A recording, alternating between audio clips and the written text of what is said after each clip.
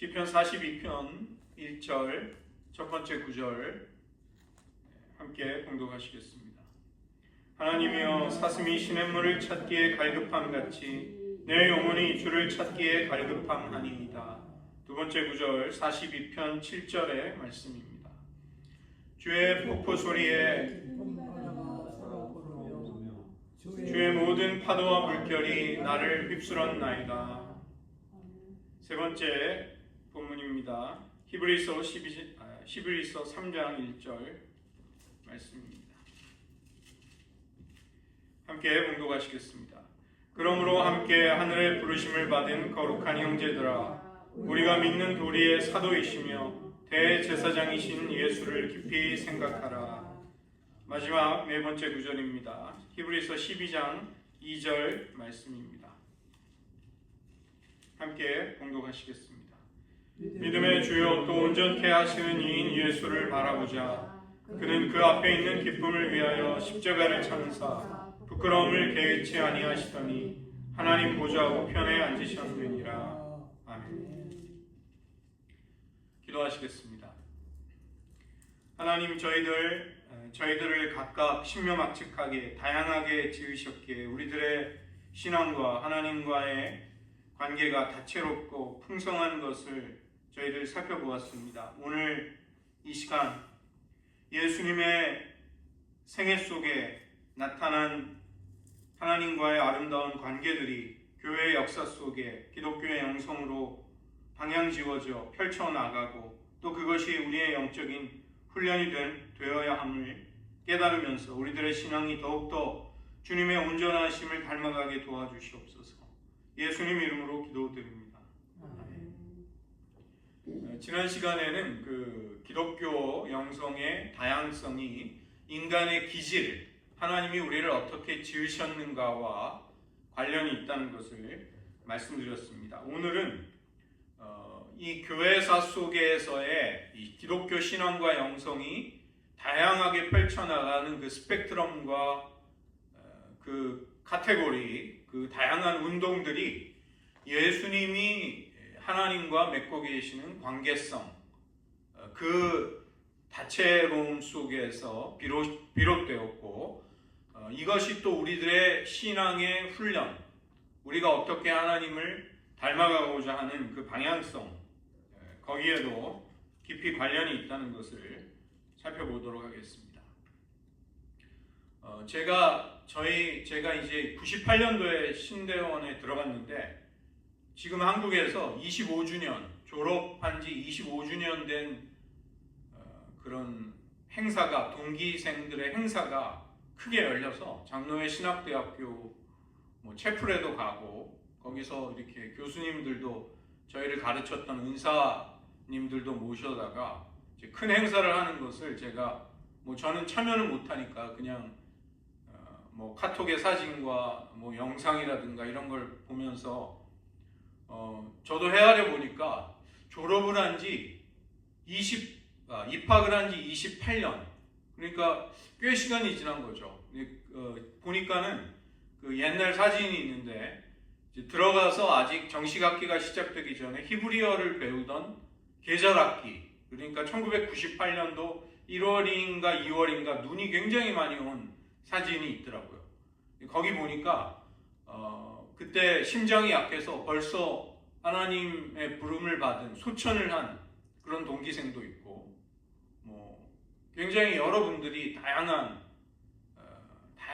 곳에서 다양한 사역을 하고 다양한 인생을 살고, 선교사로도 살고 목회자로도 살고 교목으로도 살고, 또 목회를 하는지 안 하는지 소식이 끊긴 그런 친구들도 있고, 그래서 이 한 사람의 생애가 하나님이 저도 마찬가지고, 저도 28년 후에 제가 미국 북서부에 여기 워싱턴주에 와서 살리라고는 꿈에도 생각을 못했죠. 제 인생이 이렇게 펼쳐지리라고는. 그래서 고난도 겪고 감사할 일도 있고, 우리의 생애가 이제 하나님의 은혜 속에 다채롭게 신묘막측하게 사실은 인도를 받아온 것입니다. 그런데 오늘은 조금 거시적으로 우리의 눈을 기독교의 역사 속으로 좀 넓혀서 영성의 흐름들을 살펴보도록 하고, 다음 주에는 좀 구체적인 기독교의 그 무브먼트와 중요한 인물들을 좀 간략하게, 너무 장황하게는 말고 간략하게 소개해드리면 어떨까, 그렇게 생각을 합니다. 영적인 훈련을 위해서는 세 가지의 요소가 필요합니다. 균형과 지식과 또 공동체로부터 우리가 받게 되는 격려와 도움인 것이죠. 우리가 신앙이 성장하기 위해, 주님을 닮아가기 위해서는 사실은 이 육체를 건강하게 관리하는 데 있어서도 한 가지의 요소로는 되지 않죠. 좋은 식단, 건강한 식단이 필요하고, 운동도 해야 하고, 섭생도 잘해야 하고, 규칙적인 생활도 해야 하고, 삶의 보람과 의미를 가질 수 있는 활력이, 삶의 동기가 인간에게는 있어야 이제 활력이 넘치고 의미 있는 삶을 살 수 있듯이, 우리가 영적으로 건강하기 위해서는 무엇이 필요한가? 이 균형이라는 것은 예수님의 삶 가운데에서 발견이 되는, 그 리차드 포스터의 정의를 제가 인용을 했는데, 대략 6가지 정도의 영역, 주님이 하나님 아버지와 어떻게 관계를 맺고 그 은혜 생애 속에 우리들의 신앙의 본을 어떻게 보여주시는가. 그런데 놀랍게도 이것은 교회의 역사 속에서 기독교 신앙의 굉장히 강력한 무브먼트로 이렇게 펼쳐지는 것을 볼 수 있습니다. 그리고 이것은 우리 개인 그리고 교회 공동체가, 신앙 공동체가 함께 적용해야 할, 우리 안에 신앙을 개발하고 성장시켜야 할 중요한 범주들, 카테고리가 되는 것이죠. 그래서 기독교의 신앙은 굉장히 다채로운 스펙트럼이 있습니다. 정말 너무 광대하기 때문에 이쪽 끝에서 저쪽 끝까지, 만약에 그냥 따로 떼어놓고 본다면 이건 굉장히 다른 것인가, 이질적인 것인가 라고 생각이 되지만 사실은 그렇지 않습니다. 무지개 빛깔이 이렇게 다양하게 그 빛이라는 속에 녹아져 있듯이 우리의 신앙의 스펙트럼도, 신앙의 컬러도 그렇게 다양하고 또 풍성한 것입니다. 그래서 우리는 예수님의 삶 속에 발견되는 그런 균형을 함께 추구해 갈 필요가 있고요. 두 번째는 지식에 관련된 것입니다. 거창한 것을 말하는 것이 아니라 내가 어떻게 신앙을 잘 유지하고 또 바람직하게 성장시켜 갈 것인가, 하나님과 관계를 어떻게, 사랑의 관계를 어떻게 맺어야 하는가, 그 관계를 어떻게 또 발전시켜 나가는가. 내가 10년 전에 예수님을 사랑하고 믿었다면 10년이 지난 지금은 분명히 달라져 있어야 하는 것이죠. 만약에 그 10년이라는 세월을 내가 주님과 동행하고 건강하고 좋은 의미에서 올바른 관계를 맺었다면 그 세월의 무게와 함께 하나님과의 사랑의 관계가 더 돈독해지고 더 친밀해짐으로써 우리를 변화시켰을 것입니다. 그래서 그런 부분에서 진리를 추구하는 헌신적인 제자가 되고자 할 때 우리는 무엇을 해야 하는가에 관한 아이디어, 또 지혜, 아주 실질적인 지식, 그것이 있을 때 이제 실천을 할 수 있게 되는 것이죠. 영적인 성장을 위해 우리의 삶에 어떤 영역들을 어떻게 훈련하는 것이 좋은가, 이것을 생각할 필요가 있는 것입니다.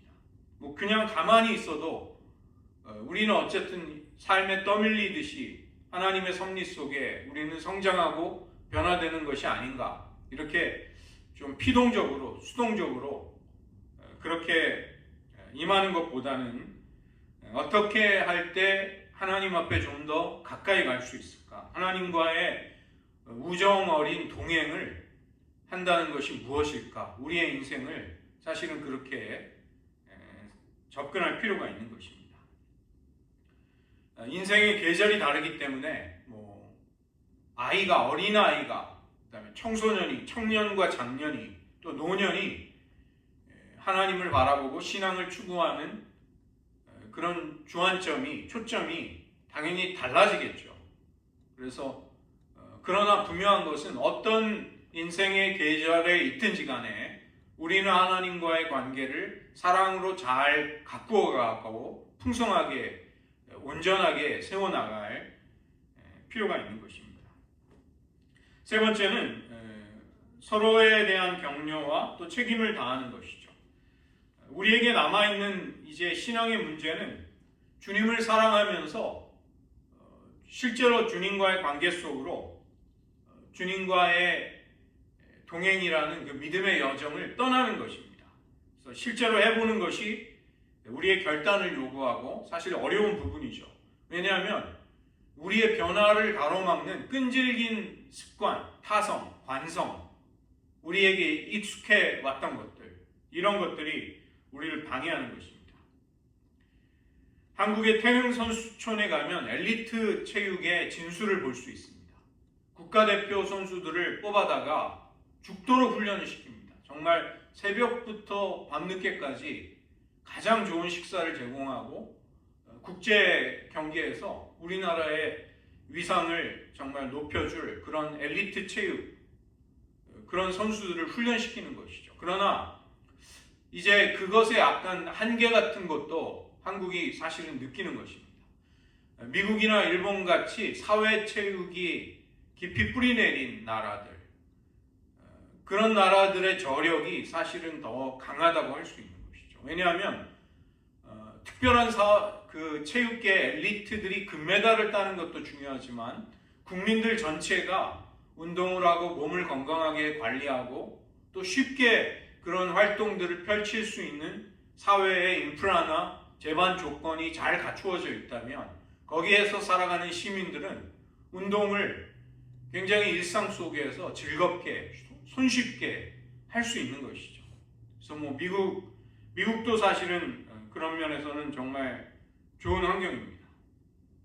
그래서 우리가 신앙의 방향을 향해 올바르게 나아가는 것도 중요하지만 함께 나아갈 수 있는 사람들이 있을 때 그때 우리는 쉽게 지치지 않고 또 격려를 받고 또 내가 그릇된 행동을 할 때 또 나를 붙잡아줄, 나를 준엄하게 꾸짖고 책망해줄 그런 사람이 곁에 있는 것이 우리를 안전하게 하는 것이죠.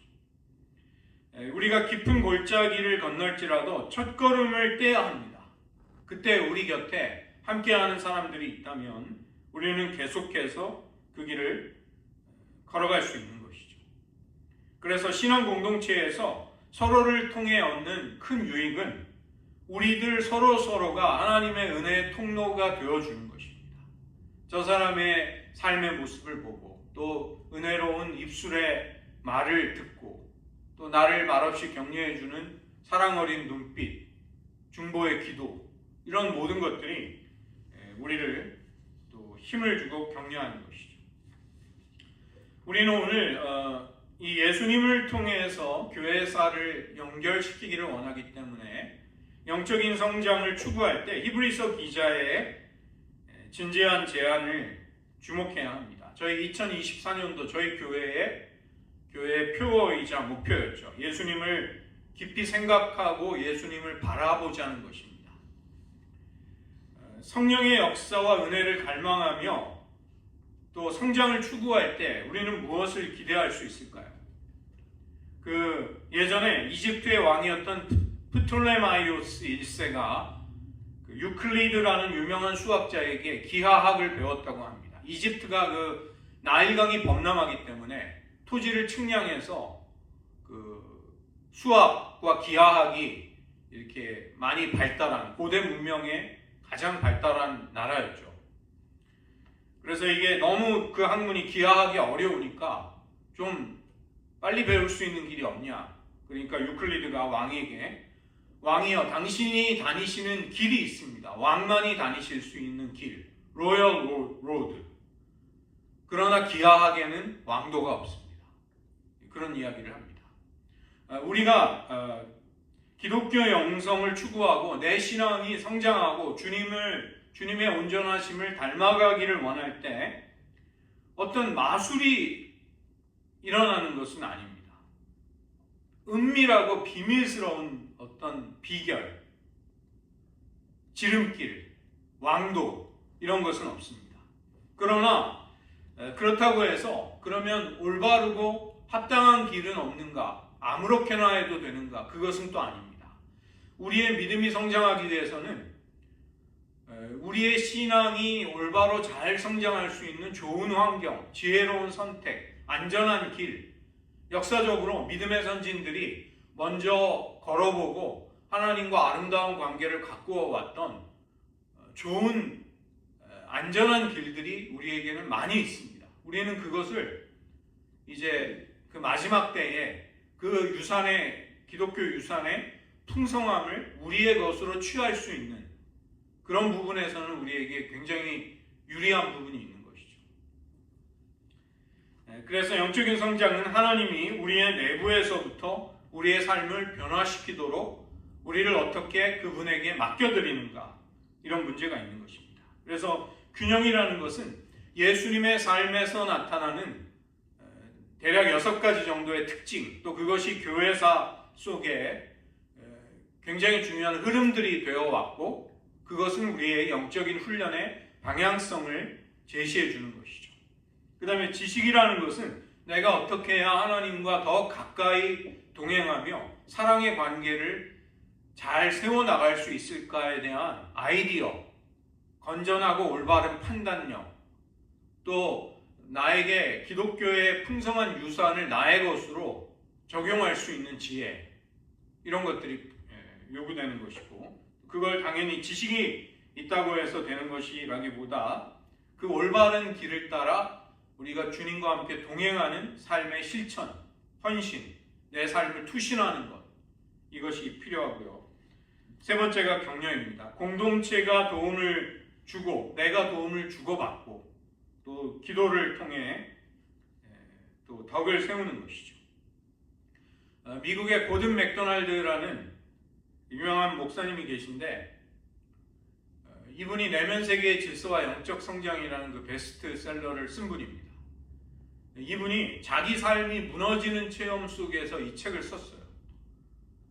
이분이 자기 아내가 이제 부부관계를 거부하는 그런 가운데 여비서와 이제 넘지 말아야 할 선을 넘은 것입니다. 그런데 이분에게는 감사하게도 이분을 아끼고 사랑해주는 좋은 멘토들이 있었어요. 그래서 그분들이 이 사람에게 조언을 해주는 대로 이분이 충분히 모든 사역을 다 내려놓고 하나님 앞에 충분히 회개하고 자기 영성을, 믿음을 회복한 다음에 훌륭하게 다시 복귀를 해서 이제 귀한 일을 하고 있습니다. 이분의 체험이 이제 자기의 삶이 무너졌던 체험 속에서 나왔는데, 그 미국의 이제 사막지대에 가면 싱크홀이라고 해서 싱크홀 현상, 그 지하수라든가 석유가 차 있는 곳에 그 액체가 빠지면 지면이 평평하고 단단히 잘 있는 것 같지만 순식간에 그 지반이 무너지는, 그걸 싱크홀이라고 하는데, 이제 싱크홀, 자기 삶의 그런 삶이 무너지는 체험을 이분이 했던 것이죠. 그런데 이분은 놀랍게도 자기를 도와주고 기도해주고 또 회복을 이끌어줄 수 있는 좋은 공동체가 그분에게는 있었습니다. 그래서 이분이 자기의 아픔과 실패, 고통을 또 죄악을 회개하고 하나님 앞에 더 정금과 같이 잘 정결하게 회복된 것이 이제 많은 사람을 도와줄 수 있게 된 것이죠. 히브리서 기자는 우리에게 예수님을 깊이 생각하고 예수님을 바라보라, 이렇게 당부하는 것입니다. 히브리서 3장 1절은 그러므로 함께 하늘의 부르심을 받은 거룩한 형제들아, 하나님이 우리를 한 개개인으로 부르시는 것 같지만 우리는 함께 부르심을 받게 됩니다. 우리는 함께 추구하고 함께 걸어가야 할 믿음의 여정에 동참하게 되는 것이죠. 그래서 우리의 믿는 도리, 이 믿는 도리라는 이 번역이 그렇게 되는데, 호모로기아, 호모라는 말이 같이라는, 함께라는 뜻이고, 로기아가 로고스, 그래서 호모로기아라는 말은 고백이라는 의미가 있습니다. 다 같이 함께 같은 것을 말한다, 같은 것을 고백하고 동의한다, 이런 뜻이 있죠. 그래서 이게 뭘 의미하냐면 내가 믿고 싶은 대로 내가 보기에 좋은 것을 믿는 것이 아니라는 것입니다. 주님을 사랑하고 부르심을 받은 믿음의 형제 자매들은 함께 고백하고 함께 동의하는 우리가 추구할 신앙의 도가 있다는 것입니다. 믿는 도리. 그런데 그 믿는 도리를 위해서 예수님은 사도가 되신 것이죠. 사도, 아포스톨로스. 보내심을 받은 분, 보냄을 받은 자라는 뜻입니다. 보내심을 받았다는 것은 자기가 자기를 스스로 임명해서 보낼 수는 없는 것입니다. 그것은 어떤 정당성, 권위를 가지지 못하게 돼요. 누가 나보다 높은 권위에서 나를 보내주어야 합니다. 그래서 요한복음에 보면 예수님은 아버지를 나를 보내심이라고 고백을 하고 나는 보냄을 받았다는 고백을 하십니다. 그래서 우리도 마찬가지죠. 예수님은 권위 있는 대표자, 위임을 받아서 아버지의 뜻을 받아서 우리의 믿는 도리를 위해 보내심을 받았습니다. 그런데 그분은 또 대제사장이신 것이죠. 우리가 하나님과 맺게 되는 모든 관계, 이것은 예수님을 통해서 이루어지기 때문에 예수님을 사랑하고 예수님을 주목하고 예수님을 묵상하고 예수님을 기뻐하고 즐거워하고 닮아가려고 하고 이것은 신앙의 모든 것이라고 할 수 있습니다. 히브리서 12장 2절은 예수님을 믿음의 주라고 고백을 하는데 주라는 것이 아르케고스, 앞서가신 분이라는 뜻입니다. 맨 앞에서. 그래서 파이오니어, 선구자, 오터, 저자, 파운더, 설립자 이런 식으로 번역이 되어 있고 온전케 하시는 이, 이것은 완성하시는 분. 우리의 신앙이 시작될 수 있는 것도 예수님의 이끄심이고 우리의 신앙이 온전케 되고 하나님 아버지 앞에 인정받을 수 있는 완성에 도달할 수 있는 것. 그것도 믿음의 주요 온전케 하시는 이인 예수님에 의해서 가능한 것이죠. 그래서 우리가 예수님을 바라보면서 예수님도 앞에 있는 기쁨을 위해 십자가를 참으시면서 부끄러움을 개의치 않으셨다. 그리고 그분은 마침내 하나님의 보좌 우편으로 영광스럽게 존귀케 되신 것이죠. 그래서 우리가 주와 함께 하늘에 앉아 다스린다는 사도 바울의 성도의 정체성, 그것을 이야기해주고 있기 때문에 우리는 예수님을 깊이 바라볼 필요가 있는 것입니다. 예수님은 성도들에게, 우리들에게, 자녀들에게 어떠한 분이신가? 크게 몇 가지의 영역에서 우리를 구원하시고 우리를 사랑하시고 우리를 돌보며 이끄시는 분이시죠. 그래서 구원자이신 예수님, 하나님은 자기 자신을 역사 속에 출애굽의 하나님으로 계시하십니다. 이집트의 노예 생활을 하고 있던 이스라엘 사람들을 자기의 언약 백성으로 삼으셔서 그들을 건져내시는 분이시죠. 구원자이신, 해방자이신 하나님. 그래서 누가복음에 보면 변화산 사건에서 모세와 엘리야가 나타나서 예수님과 함께 대화하는 그 과정이 장차 예루살렘에서 예수님이 별세하실 것을 세 분이 대화를 하는 장면이 나옵니다. 별세한다는 것이 헬라어로 엑소더스, 출애굽기입니다. 출애굽기의 그 엑소더스와 같은 말이죠. 그래서 예수님은 우리를 해방시켜서 우리를 이끄시는 영적인 출애굽을 이끄시는 분, 그런 분으로서의 예수님의 생애에 대한 대화를 변화산에서 이제 엘리야와 모세와 함께 하시는 장면이 나옵니다. 구원자이신 예수님에 의해 우리의 죄의 문제가 용서를 받게 되고 우리는 자유를 얻게 되는 것이죠. 두 번째는 스승이신 예수님. 제자들이 예수님을 랍비라고 불렀습니다. 그 당시 스승을 부르는 호칭 중에 하나였던. 그래서 우리를 지혜와 진리 가운데로 인도하시는데 예수님 자신이 성육신하신 지혜, 성육신하신 로고스이십니다. 잠언 8장에 창조주의 곁에서 지혜가 함께 온 세상을 창조하시는 그분, 인격화된 지혜, 그분이 바로 예수님이시죠. 내가 진리라고 말씀하시는 분. 그래서 우리는 예수님을 통해 진리를 배우게 되고 진리로 이끌림을 받을 수 있게 됩니다. 세 번째는 퀴리오스, 우리의 삶을 주관하고 통치하시는 분.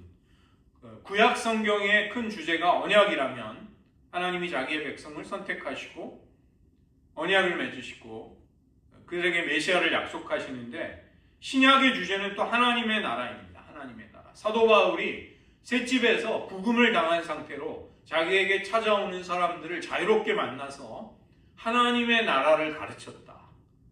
제자들도 이제 성령을 받고 하나님의 나라를 가는 곳마다 전파를 하는 것이죠. 이제 주님께서 통치하시고 다스리신다. 그래서 예수님이 우리의 삶의 중심에 거하시면서 우리를 다스리시는 삶을 우리는 살게 되는 것이죠. 네 번째가 우리는 예수님을 친구로 경험하게 되는 것입니다. 정말 감격스러운 부분입니다. 모든 것이 다 좋지만 모든 것이 다 우리에게 은혜의 그 자체죠. 그런데 그런 예수님을 우리가 친구 삼아 주님과의 우정과 사랑을 나눌 수 있다는 것, 이것이 얼마나 엄청난 특권인가. 우리는 그냥 예수님의 지시를 받는 종이 아닙니다. 이제부터는 너희를 종이라 하지 아니하리니 종은 주인이 하는 것을 알지 못함이라. 너희를 친구라 하였노니 내가 내 아버지께 들은 것을 다 너희에게 알게 하였습니다. 요한복음 15장 15절에서 예수님은 우리를 친구로 대하시는 그 근거를 말씀해 주십니다. 아버지께 받은 진리를 우리에게 다 알려주시고 말씀해 주심으로써, 종은 주인의 모든 것을 모르죠. 우리가 물론 하나님의 모든 것을, 신적인 모든 것을 안다는 것은 그런 의미는 아닙니다. 그러나 우리는 아버지께서 우리를 단지 어떤 목적을 위해 사용하시는 도구로서만이 아니라 가족의 일원으로, 그리고 무엇보다 사랑과 우정을 나누는 친구로서 우리를 대해준다는 것입니다. 당연히 우리를 헤아려 주시고 우리의 마음을 또 위로해 주시는 분이시죠. 예수님의 삶에서 발견되는 이런 모습은 교회사의 큰 흐름이 되고 영적인 성장의 목표가 됩니다. 제가 파일들을 다 올려드릴 테니까 지금 잘 안 보이시는데 너무 크기가 작아서, 예수님이 공생애를 기도하면서 하나님 아버지와 친밀한 사랑의 교제를 늘 나누시면서 사셨습니다. 이것은 하나님을 향한 사랑의 헌신, 사랑으로 아버지를 응시하시는 삶을 사셨던 것이죠. 묵상의 영성, 흐름이 여기에서 나옵니다. 묵상은 하나님을 사랑으로 바라보는 가운데 하게 되는 것이죠. 수도원 운동이 이제 사막 교부였던 앤서니에 의해서 시작이 됐는데, 그는 사실은 이게 제가 이제 대표적인 인물들을 몇 가지 예를 들었지만, 어떤 사람이 한 가지의 영성에만 국한이 되는 것은 당연히 아니죠. 예수님의 삶에 나타난 이런 여러 영역들이 우리들의 삶에 함께 이제 적용이 되는 것입니다. 그래서 광야에서 예수님은 시험을 받으시면서 광야에서 싸우십니다. 그래서 성결 운동. 사막교부 안토니의 전기를 읽어보면 이 사람이 30살 즈음에 이제 부르심을 받아가지고 20년 동안 이집트 광야에서 사막에서 기도 생활을 하는데, 나중에 이제 사람들은 막 엄청나게 큰 난리가 난 것처럼 엄청난 소리가 들려서 나중에 알고 보니까 이 안토니가 광야에서 사탄과 영적인 전쟁을 하는데 그 소리를 마을 사람들이 들을 수 있을 정도였다고 합니다. 그런 치열한 영적인 투쟁도 하고, 그 다음에 성령의 능력이 나타나니까 이제 사람들이 그에게로 모여들어서 수도원이 하나둘씩 생기기 시작한 것이죠. 그 다음에 예수님은 성령으로부터 능력을 받으셔서 사람들을 자유케 하는 공생애를 사십니다. 그래서 카리스마틱의 무브먼트, 성령을 받고 그 은사를 강력하게 사용하면서 복음을 전하고 사람들을 자유케 하는 그런 일들이 벌어지게 됩니다. 1906년에 아주사 스트리트의 리바이벌, 이 오순절의 부흥 운동의 역사적인 연원이 되는 그런 부흥이 있었죠. 근데 안타깝게도 지금 뭐 한국에 막 들려오는 소식은 하나님의 성회에 좀 안 좋은 소식이 자꾸 들려서 그 대표적인 조영기 목사님의 후계자 그분도 좀 여러 가지 논란이 많고 이래서 조금 안타깝더라고요. 그 다음에 병자들과 또 귀신 들린 자들을 치유하시고 자유케 하시는 예수님, 긍휼과 사회정의 이런 것들이 이제 펼쳐지는 것이죠. 성 프란시스라든가 그를 통해서 프란시스칸 수도원 운동이 일어나고 뭐 마틴 루터 킹 주니어 목사님의 비폭력 무저항 해방운동, 그런 굉장히 강력한 사회 정의를 추구하는 하나님의 백성들의 또 그런 무브먼트가 일어나게 되고요. 그 다음에 천국 복음을 전하시는 예수님, 이벤젤리칼, 우리는 복음주의자, 복음주의 쪽에 속한 한국 개신교의 영향 아래, 그런 영적인 토양 아래 우리는 믿음 생활을 한 사람들입니다. 그래서 이벤젤리칼의 전통에 우리는 익숙하죠. 말씀을 사랑하고 말씀을 전하고 성경을 배우고 이런 영적인 흐름이 있습니다. 그 다음에 성육신적인 영성이 있죠. 하나님의 아들이시지만 완전한 인간이 되셔서 이 땅 가운데 사랑으로 자기를 다 내어주시는 예수님의 삶, 믿음과 사역, 신앙과 삶이 모순되지 않고 하나가 되는 성육신적인 삶. 그 진젠도르프 백작에 의해서 모라비안이라는 이제 작은 그러니까 마이너 교단이 만들어졌는데, 이 사람들은 10명인가 12가정인가가 제비를 뽑아서 한 사람을 선교사로 보냈다고 합니다. 그래서 그 아메리칸 대륙에서 이제 그 요한 웨슬리가 선교에 완전히 실패해서 낙심해서 영국으로 돌아오는 대서양 바다에서 큰 폭풍우 가운데 죽음의 위기 속에서 모라비안 교도들이 가판에서 하나님을 찬양하며 너무 큰 평안과 하나님을 향한 믿음 속에 거하는 걸 보고 이제 요한 웨슬리가 큰 충격을 받죠. 그들이 바로 모라비안 교도들입니다. 그 인도의 캘커타에 그 에이즈 환자들을 돌보면서 살았던 탁발 수도의 그런 수녀님들, 그런 분들 다 그런 거죠. 이제 성육신적인 삶으로 한국에 와가지고 그 노르웨이인가 그 북유럽 쪽에 수녀님들 두 사람이 평생을 섬기다가 조용히 은퇴할 때 한국에서 은퇴식을 안 하고 조용히 사라진 그런 수녀님도, 이거 굉장한 거죠. 30년, 40년을 한국에 자기 평생을, 청춘을 다 바쳐서 헌신하고 은퇴할 때도 어떤 명예도 자기는 받지 않겠다고 하면서 조용히 고국으로 돌아간 그런 분들도 계시고, 성육신적인 삶을 사는 거죠. 그래서 우리는 기독교 영성이 이런 6가지 예수님의 삶의 특징으로부터 나오는 또 기독교 역사의 무브먼트 속에서 우리의 영성이 형성이 되는 것을 깨닫게 되는 것입니다. 그래서 이런 우리의 믿음의 좋은 점, 강점과 또 부족한 점, 약점을 우리는 좀 진단해보고 성찰해볼 필요가 있습니다. 그리고 우리의 믿음의 스펙트럼을 우리는 좀 넓혀가고 확장하고자 하는 시도와 노력들, 또 신앙 훈련들, 이런 걸 해보면은 유익하다고 할 수 있습니다. 성결의 전통으로부터 마음이 청결한 자는 복이 있나니 저희가 하나님을 볼 것이며, 그래서 순전한 정결한 마음과 생각을 가지고 유혹과 싸우고 심령을 하나님 앞에 깨끗하게 드리고자 하는 그런 영적인 전통이 있고, 묵상의 영성, 기도하고 하나님 앞에 시간을 보내고 하나님과 함께 하는 것 그 자체가 큰 행복과 기쁨이 되고, 또 성육신적인 삶에서 세속적인 영역과 거룩한 영역이 결코 나뉘지 않습니다. 왜냐하면 하나님의 사람들은 성육신했다는 것은 이 성속을 일치시키면서 하나님의 임재를, 살아계심을 삶의 모든 영역 속에 나타내는 것이죠.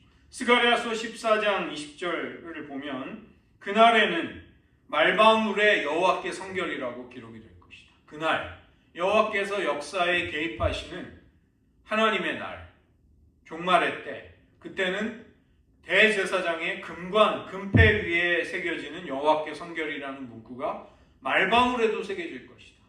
그 다음에 예루살렘과 유다의 모든 솥이 여호와의 성물이 되어서 하나님께 바치는 제물을 삶을 수 있게 될 것이다. 우리의 신앙이 이제 성육신적인 영성으로 가면 갈수록 성과 속의 구분이 이제 없어지는 것이죠.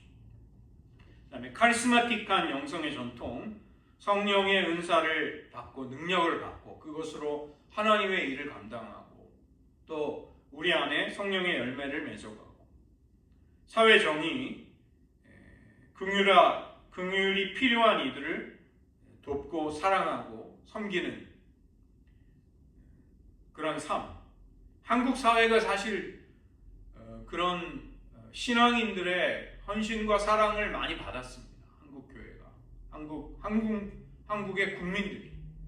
그래서 우리 민족이 어려울 때 참 큰 은혜를 사실은 우리는 입은 것이죠. 복음 전도의 전통, 복음을 나누고 복음을 전파하고 말씀을 열심히 배우고, 개신교는 특별히 이제 말씀에 대한 사랑이 크죠. 그래서 이런 묵상 전통의 훈련들, 하나님 앞에 주님과의 시간을 좀 따로 떼어 놓으실 필요가 있습니다. 침묵 기도라든가 시편 기도, 하루를 마칠 때 성찰하는 기도, 매일 같은 시간에 기도를 드린다거나, 다양한 하나님 앞에 하나님을 찾는 훈련을 할 수 있죠. 그 다음에 마음의 성결을 위해서 성령께 기도하고 그분의 음성을 들으려고 하고 말씀을 의지하면서 유혹과 싸우는 성결의 영성, 필요하면 금식도 하나님 앞에 하려고 하고, 그 다음에 혀를 길들이라. 혀를 길들일 수 있는 사람이 없다. 야고보 사도가 이야기하는데, 우리의 영적인 투쟁, 중요한 것이 우리를 거룩하게 하는 데 있어서 이 혀라는 것은 결국 우리의 혈기와 우리의 성품, 우리의 죄성과 싸우는 것이죠. 그래서 그런 것도 훈련이 되고, 성령의 열매를 맺으려고 하고, 영적인 은사를, 내가 어떤 은사를 받았는가, 이게 카리스마틱의 전통이죠. 성령 충만함의 전통. 그 다음에 영분별, 중요한 것을, 크고 작은 것을 결정할 때 성령께 묻고 성령이 우리에게 알려주시는 것을 따라 살려고 하는 spiritual discernment, 영적 분별, 이런 게 이제 카리스마틱의 성령 충만의 전통입니다. 그 다음에 사회정의와 자비로운 하나님의 자비를 실천하려고 하는 흐름이 있죠. 다른 이들을 격려하고 또 굶주리는 자들을 또 먹이고, 다른 이들의 명예와 존귀함을 지켜주는 것, 부당함을 발견하면 차별이라든가 억압과 불의에 항의하고 그것을 바로잡는, 이런 행동하는 영성. 물론 우리는 이런 것도 자의 균형과 조화를 이루고, 또 그것이 하나님을 향한 사랑과 신앙의 동기로 이루어지도록 해야지, 사실은 이 굉장히 비슷한 선행의 모습을 하고 있지만 전혀 다른 동기로 이루어지는 또 많은 것들이 있습니다. 그래서 우리는 기독교 전통 속에서 건전한 영성 속에서 추구할 필요가 있죠. 또 말씀을 암송하고 읽고 묵상하고 우리의 신앙에 대해서 또 조리 있게 효과적으로 전달하려는 것, 복음 전도의 전통이고, 우리에게 주신 말씀의 진리를 사랑하고 또 지키려고 하는 것. 성육신의 전통, 우리의 삶의 목록을 만들어보고 하나님이 어떠한 영향을 미치는가를 이제 세심하게 헤아려 보면서 우리의 삶에서 하나님을 소외시키거나 하나님으로부터 등을 돌리려는 우리 내면의 어두운 부분들을 자꾸만 제거하고 남기지 않으려는 노력을 할 필요가 있습니다. 로버트 머너의 내 마음의 집이라는 책이 있는데 예수님께 자기 집의 모든 것을 다 보여드리는데 자기 모든 쓰레기를 가장 추하고 더러운 것들을 꽁꽁 숨겨놓은 창고를 보여드리지 않으려고 하다가 마지막에 그것까지 열어서 예수님께 다 보여드리는 거죠. 하나님을 존중하고 특별히 기독교의 가치와 정신과 복음이 사실은 우리 시대 문화 속에서 증거가 되려면 사실은 성육신적인 이런 영성이 필요합니다. 지금 사람들이 복음성가를 신자들은 좋아하지만 믿지 않는 사람들은 거부감을 느끼겠죠. 근데 요즘 몽골의 선교사로 나갔던 분들의 자녀가 유명한 가수가 됐어요. 악동 뮤지션이라고. 4집 개화라는 4집 앨범을 냈는데 거기에 소문난 낙원, 소문의 낙원 이런 그게 뭐냐면 천국을 20살 20대 감성으로 천국이라는 말 하나도 쓰지 않고 근데 그 가사를 이렇게 보면은 천국에 관한 노래예요. 근데 그거를 대중문화 공연장에서 공공연하게 꺼리낌 없이 불러요. 그리고 많은 젊은이들이 또 좋아합니다.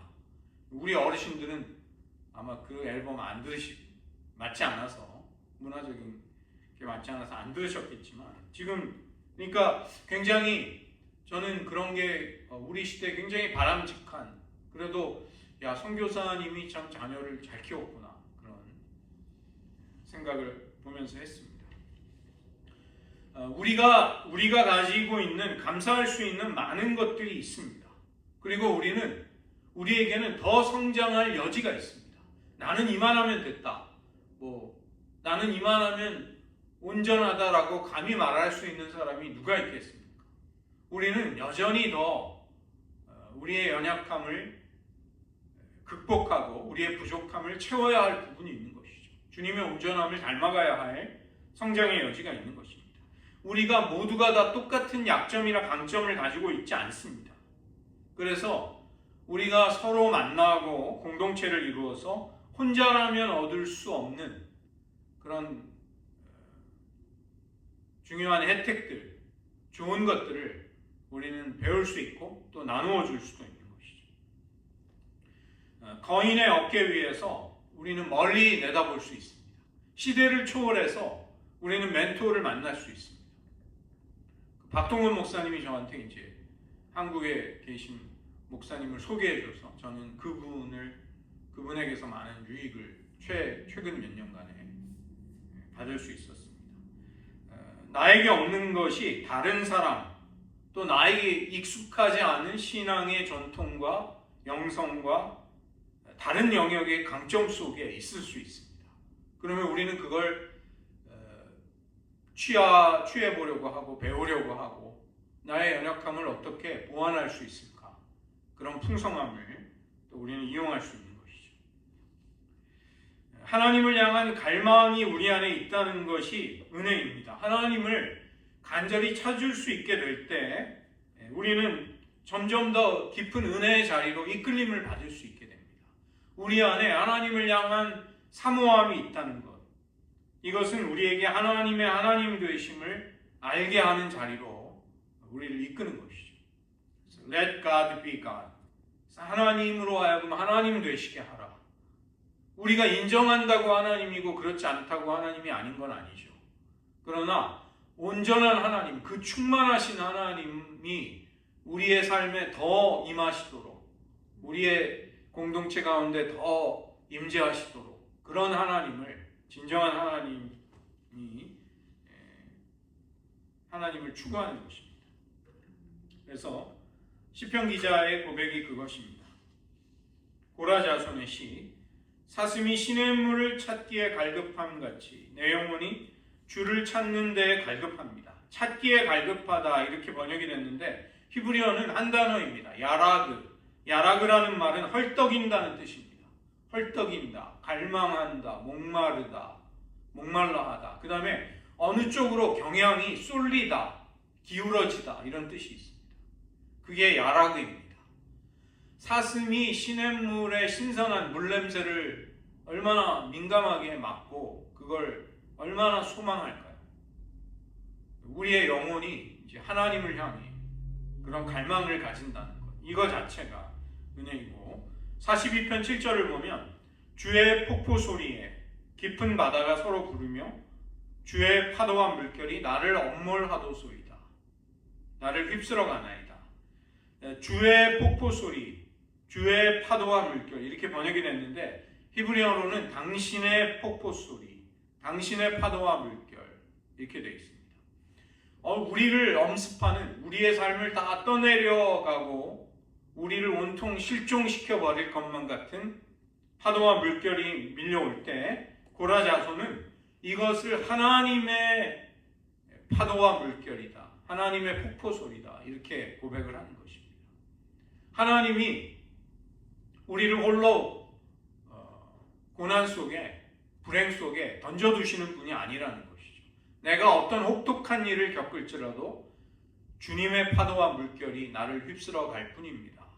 이런 고백을 하고 있는 것이고, 물론 쉽게 나올 수 있는 고백은 아니죠. 고통은 고스란히 느껴지기 때문에. 그 다음에 깊은 바다가 서로 부른다 이렇게 번역이 되어 있습니다. 그 폭포라든가 파도와 물결이 물의 이미지이기 때문에 깊은 바다 이렇게 번역이 되어 있는데 그 히브리어로는 테홈은 깊음이란 depth, 깊음이라는 뜻입니다. 그래서 엘은 목적격 조사, 깊음에 대해서 깊음이 부른다.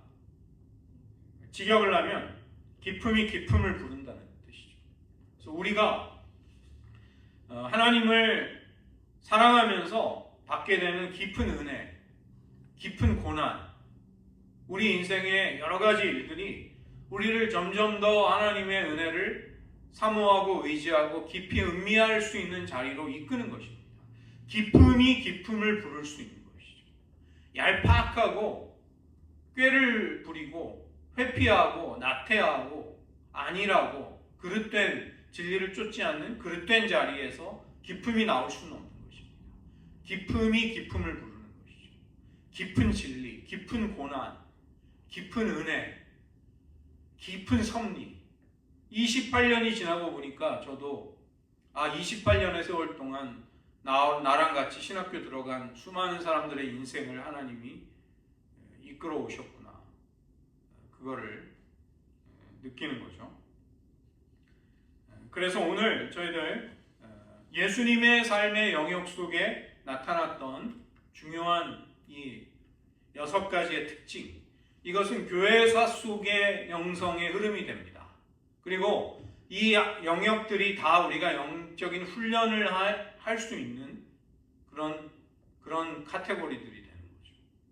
그래서 이 시간 한번 여러분의 삶을 한번 잠잠히 한번 살펴보시면서 우리의 신앙과 영성 가운데 나는 이런 부분에 참 축복을 받았고 많은 은혜를 받았고 신앙 체험이 깊다.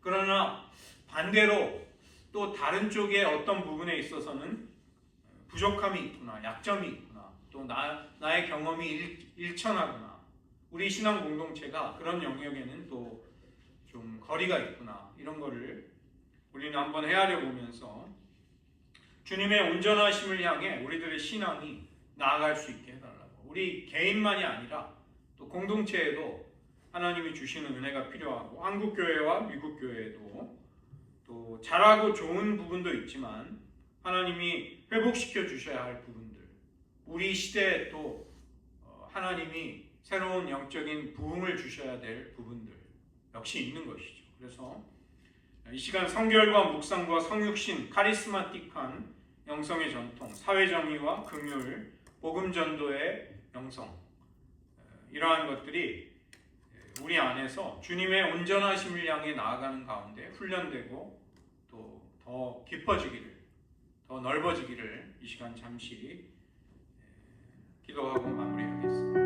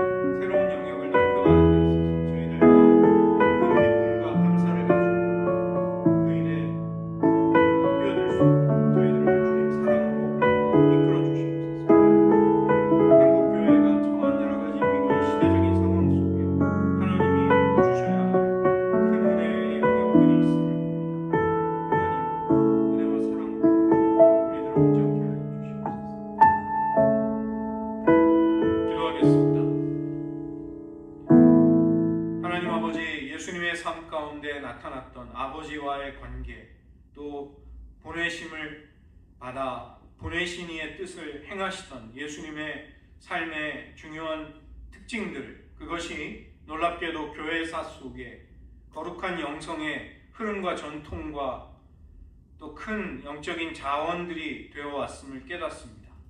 저희들 하나님이 우리들을 평생 인도해 주신 가운데 우리들에게 공급해 주시고 체험시켜 주신 놀라운 기독교 영성의 믿음의 전통과 유산들이 있어 왔음을 감사드립니다. 또한 아울러 여전히 주님의 온전하심을 향해 배워가고 우리들의 믿음의 영역을 넓혀가고 우리들의 약점과 부족함을 채워야 할 부분도 있음을 주님 앞에 인정합니다. 주님, 저희들을 인도하셔서 우리들 개개인만이 아니라 우리들의 가정, 무엇보다 교회 공동체가 주님의 온전하심을 향해 나아가도록 도와주시옵소서. 주님의 풍성한 은혜가 우리들을 양육하여 주시고 우리들을 채워주심으로써 이 시대, 주님의 오심이 날로 가까워오는 이 때에 주님을 사랑하고 주님의 귀하신 이름을 많은 이들에게 나타내는 일에, 증거하는 일에 저희들이 해야 할 일들을 감당할 수 있도록 하나님 은혜 베풀어 주시고, 저희를 낙심하거나 당혹스러워하거나 지치는 대신에 주님이 하늘의 풍성한 은혜로 우리들을 이끄시고 또 역사 속에 우리가 마주하고 있는 위기와 메마름과 또 처한 상황 속에서도 우리에게 허락해 주실 하늘의 풍성한 은혜와 이끄심이 있다는 것을 확신하면서 하나님이 우리들에게 열어주실 또 공급해 주실 은혜들을 사모하는 마음으로 시냇물을 찾기에 갈급한 사슴과 같이 우리들의 심령이 하나님을 찾는 데 더욱 갈급해야 하고, 그런 심령이 더 깊은 은혜로 우리들을 이끌어가는 하나님의 사랑 허락하여 주시옵소서. 모든 말씀 예수님의 이름으로 기도드립니다.